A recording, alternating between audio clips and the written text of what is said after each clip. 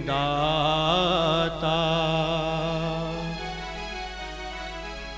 बहुत कुछ दिया है, तेरा शुक्रिया है, तेरा शुक्रिया है। मुझे तूने दाता बहुत कुछ दिया है, तेरा शुक्रिया है, तेरा शुक्रिया है, तेरा शुक्रिया। ताली सेवा करके सभी साथ में बड़े भाव से गाएंगे। मुझे तूने दाता बहुत कुछ दिया है, मुझे तूने दाता बहुत कुछ दिया है, तेरा शुक्रिया है, तेरा शुक्रिया। गाइए, तेरा शुक्रिया है, तेरा शुक्रिया। जय हो। सभी बड़े भाव से मीठी मीठी ताली सेवा करेंगे। हरि बोल।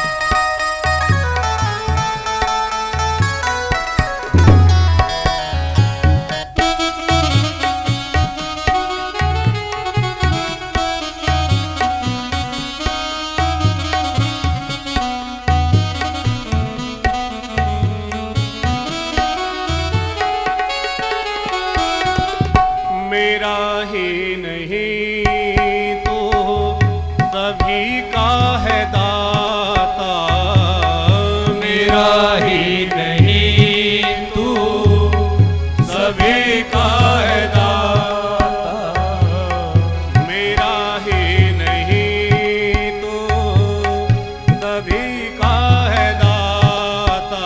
गाइए, मेरा ही नहीं तो सभी का है दाता, सभी को सभी कुछ है देता दिलाता, सभी को सभी कुछ है देता दिलाता।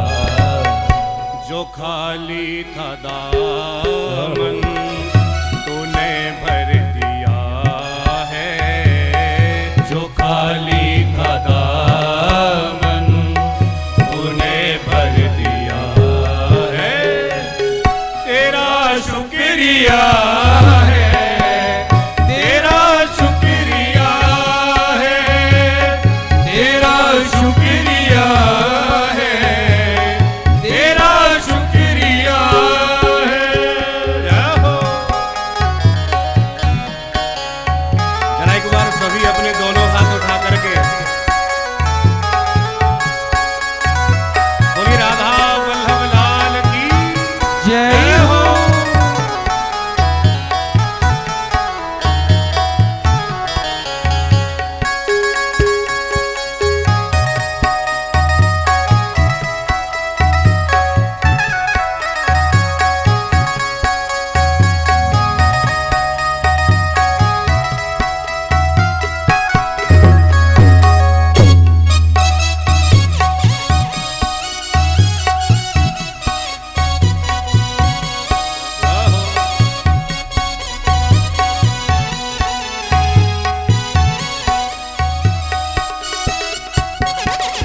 ये जायदाद दी है, ये औलाद दी है, ये जायदाद दी है, ये औलाद दी है, ये जायदाद दी है, ये औलाद दी है, ये जायदाद दी है, ये औलाद दी है।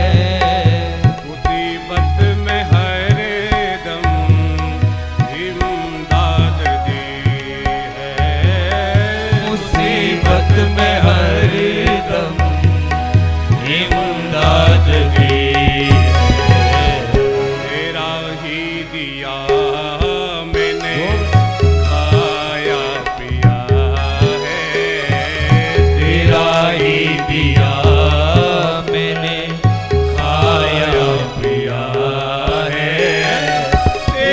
शुक्रिया है, आइए तेरा शुक्रिया, ताली से लगते हुए तेरा शुक्रिया है, तेरा शुक्रिया है।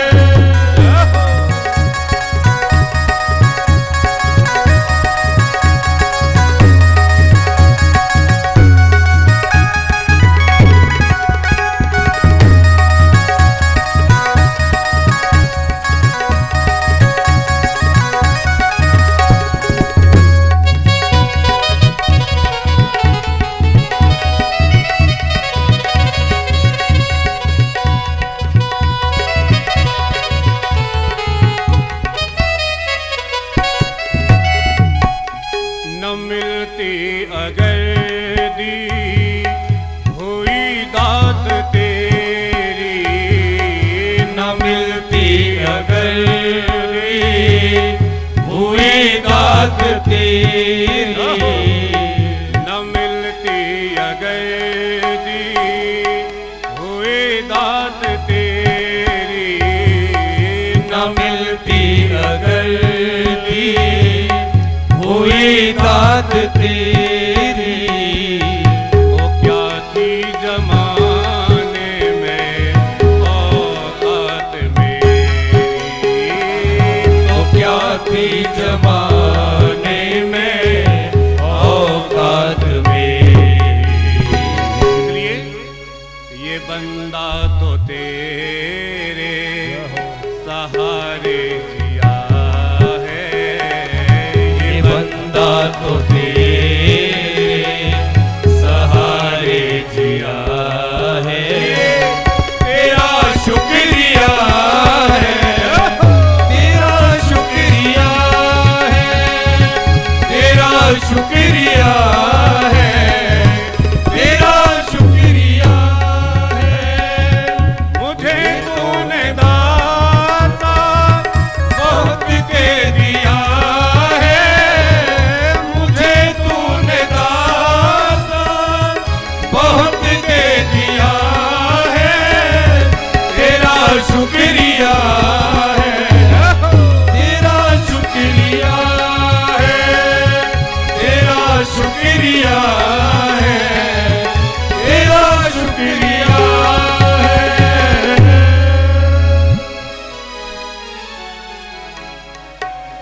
बोल वृंदावन बिहारी लाल की। जय हो। आइए सबसे पहले आपसे निवेदन रहेगा, तो संख्या थोड़ी बढ़ रही है, तो धीरे धीरे जिसके पास थोड़ी सी जगह हो ना, थोड़ा अपने थैले आगे कर लीजिए, और थोड़ा सा, क्योंकि मौसम अभी ठंड का है, तो इकट्ठे इकट्ठे बैठने में भी ज़्यादा परेशानी नहीं आएगी। तो थोड़ा सा जिसके पास जगह हो, तो जो बाद में हमारे अतिथि आ रहे हैं, तो उनको भी थोड़ा स्थान मिल जाए।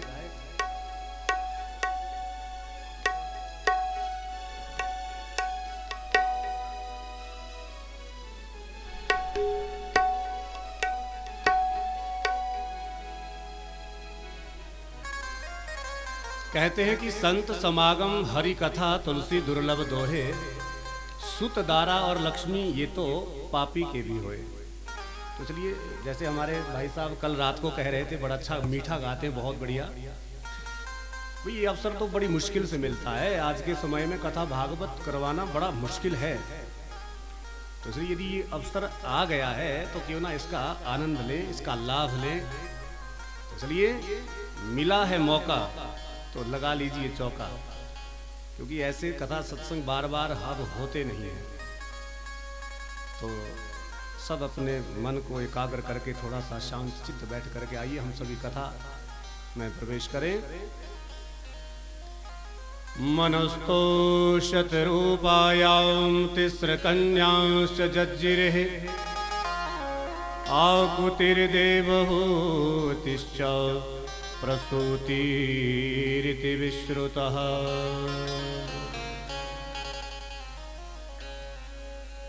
तो आइए हम सभी अपने मन को नैमिषारण्य की उस पावन भूमि में ले चले, जहाँ पर श्री सूत जी महाराज वक्ता बनकर के विराजमान हैं और शौनक आदि 88,000 ऋषि श्रोता बनकर के विराजमान हैं। और गंगा तट पर श्री सुखदेव जी महाराज वक्ता बनकर के विराजमान हैं। उनके समक्ष राजा परीक्षित, जिनको 7 दिन में मरने का श्राप लगा है, वो श्रोता बन करके विराजमान हैं। तो 7 दिन की परंपरा से इस भागवत कथा का वो रसपान करवा रहे हैं। तो उसी सप्ताह विधि से हम और आप भी यहाँ पर बैठकर इस भागवत कथा का आनंद प्राप्त कर रहे हैं। तो भागवत महापुराण की ज्ञान गंगा में 18,000 श्लोक, 335 अध्याय और 12 स्कंध हैं। तो राजा परीक्षित ने सुखदेव जी से पूछा कि प्रभु, सृष्टि क्रम कहाँ से आरंभ हुआ। तो कल हमने आप सबको बताया, जो कल उपस्थित थे, कि सबसे पहले सृष्टि में केवल भगवान नारायण, और नारायण के मन में विचार आया कि एको अहम बहुश्यामः, मैं एक अकेला क्यों हूं। परमात्मा की संकल्प मात्र से सृष्टि का सृजन हो जाता है। जहां मन में ध्यान किया, तुरंत भगवान की नाभि में से कमल, कमल के ऊपर ब्रह्मा, और ब्रह्मा ने 10 ऋषि, 4 कुमार, मनु और शत्रुपा पैदा किए। दोनों का विवाह किया, महाराज मनु और देवी शत्रुपा। इन्हीं से ही मानव सृष्टि का संसार में सबसे पहले क्रम आरंभ हुआ। इसीलिए तो हम सब मानव कहलाए जाते हैं। मनु की संतानें हैं, मनु की। तो मनु की संतान होने के नाते हम सभी मानव हैं, मनुपुत्र हैं। तो बराह बन करके कल भगवान ने हिरण्याक्ष का वध किया था। अब इसका जो दूसरा भाई हिरण्यकश्यप, उसका वृतांत तो सुखदेव जी ने बाद में सुनाया। तो पहले सुखदेव जी कहते हैं राजा परीक्षित से, आओ राजन, अब मैं सबसे पहले आपको मनु और शत्रुपा की जो 3 पुत्रियां हुई, 2 बेटा हुए, उनका वर्णन करता हूं। तो मनस्तो शतरूपायां तिस्र कन्याश्च जज्जिरे। तो मनु महाराज की 3 पुत्रियां और 2 बेटा हुए। तो पहले 3 पुत्रियों का समास व्यास विधि से वर्णन किया। तो 3 बेटियों में जो मंझली बेटी देवहूति हुई, पहले उनका वर्णन किया। तो देवहूति बड़ी ही सर्वांग सुंदरी, महाराज मनु की पुत्री, यश वैभव की कोई कमी नहीं थी। और इनका विवाह कर्दम्ब ऋषि जी के साथ में हुआ। कर्दम्ब ऋषि जो ब्रह्मा जी की मानस सृष्टि में पैदा हुए थे, और 10,000 वर्ष जल में समाधि लगा करके भगवान का ध्यान करने लगे। एक दिन की बात, जल में समाधि लगा करके बैठे हैं, अचानक मछलियों का संबंध बनते देखा। तो मन में विचार आया, भाई क्यों ना मैं भी विवाह करूं। अब जब 10,000 वर्ष पूरे हुए, भगवान नारायण प्रकट हुए जल में। तो भगवान ने कहा, कर्दम्ब जी बताओ क्या इच्छा है। आपने हमारी बड़ी भारी तपस्या की, 10,000 वर्ष जल में बैठ करके योगाग्नि में अपने शरीर को तपाया है, मांगो। परंतु कर्दम्ब जी बहुत वृद्ध थे, तो शर्म के मारे कुछ भगवान से बोल ही नहीं पाए कि विवाह करने की इच्छा है। तो भगवान तो अंतर्यामी हैं। भगवान ने कह दिया, अरे कर्दम्ब जी, हम जानते हैं आपकी विवाह करने की इच्छा है, जाओ, हम तुमको आशीर्वाद देते हैं कि महाराज मनु की पुत्री देवी देवहूति से आपका विवाह होगा। और कर्दम्ब जी, आपने मेरी इतनी अद्भुत तपस्या की, मुझे भी प्रसन्नता होगी यदि आप विवाह करेंगे तो मैं आपके घर में बेटा बन करके आऊंगा। कर्दम्ब जी को लगा, भाई ये तो बहुत बढ़िया हो गया। अरे जब भगवान ही बेटा बन करके घर में आएंगे, तब विवाह करने में कोई परेशानी नहीं। भगवान अंतर ध्यान हुए, और कालांतर में कर्दम्ब ऋषि जी के साथ में देवी देवहूति का विवाह विधिवत सुसंपन्न हुआ। अब बढ़िया विवाह के बाद कुटिया में देवहूति रहने लगी। तो देखो, आप जरा ध्यान देना, स्त्रियों के लिए वैसे तो पति परमेश्वर होते हैं, इसमें कोई संदेह नहीं, क्योंकि देवी देवहूति एक राजा की पुत्री हैं, सारे ऐश्वर्य उनके पास में है। और जब विवाह कर्दम्ब जी से हुआ, तो कर्दम्ब जी ऋषि हैं, एक कुटिया में रहते हैं, एक जोड़ी कपड़े के हैं, वस्त्र वही, कोई वहां पर राज सम्मान, कोई राजसी ठाठ बाट है नहीं। तो जिस दिन से देवहूति घर में ब्याह करके आई तो अपने सारे सुखों को तिलांजलि दे करके अपनी पति के साथ में उनकी सेवा करके उसी में सुखी रहने लगी जो उनके पास व्यवस्था थी। कई बार गड़बड़ मामला ऐसे ही हो जाता है, कहीं मायके वाले बहुत अच्छे हुए, खानदानी हुए, और पति मिल गया कहीं बिल्कुल कंगाल, तो फिर हो गए बुरे हाल। 10-20 दिन, महीना, 2-4-6 महीने तो ठीक रहता है, परंतु धीरे धीरे फिर वो सहन नहीं होता। तो इसलिए जैसी व्यवस्था हो ससुराल में उसी के अनुसार स्त्रियों को रहना चाहिए, क्योंकि पत्नी के लिए संसार में एक ही धर्म है। और वो धर्म कौन सा है? गोस्वामी तुलसीदास जी रामचरितमानस में बड़ा अद्भुत वर्णन करते हैं।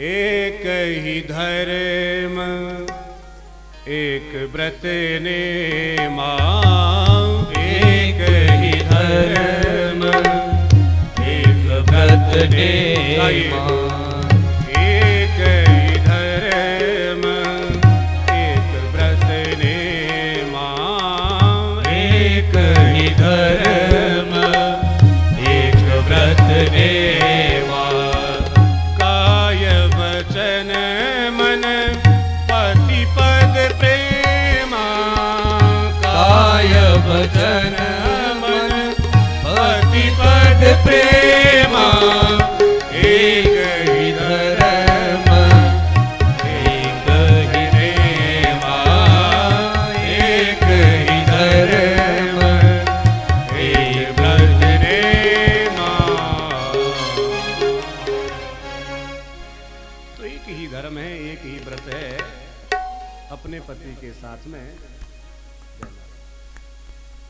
उनके सुख में सुखी होना सीखो।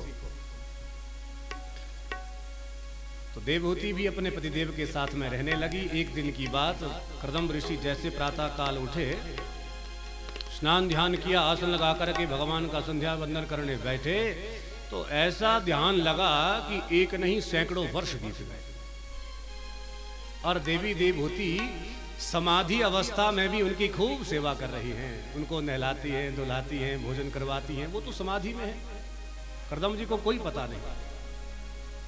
अब सैकड़ों वर्षों के बाद जब अचानक कर्दम जी की समाधि टूटी तो सामने एक बहुत बूढ़ी स्त्री को देखा और हाथ जोड़ करके तुरंत कर्दम जी बोले, अरे देवी आप कौन हैं? तो देवी देवहूति बोली, महाराज क्या मुझे नहीं पहचाना? अरे मैं आपकी धर्मपत्नी देवी देवहूति हूं। अरे देवी देवहूति आप इतनी बूढ़ी कैसे हो गई?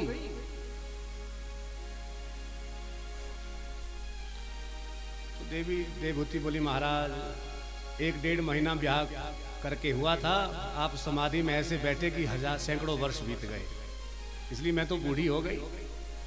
कर्दम जी ने जब ये सुना तो हैरान हो गए और बड़े प्रसन्न भी हुए और बोले, देवी तुष्टो अहमद्य तव मानवी मानदायः शुश्रूषया परमया परया च भक्त्या। अरे देवी मैं आपकी स्वामी भक्ति से अति प्रसन्न हूँ। अरे आपने समाधि अवस्था में भी हमारा पूरा ध्यान रखा, हमारी इतनी सेवा की, इसलिए जाओ वर मांगो, क्या चाहती हो?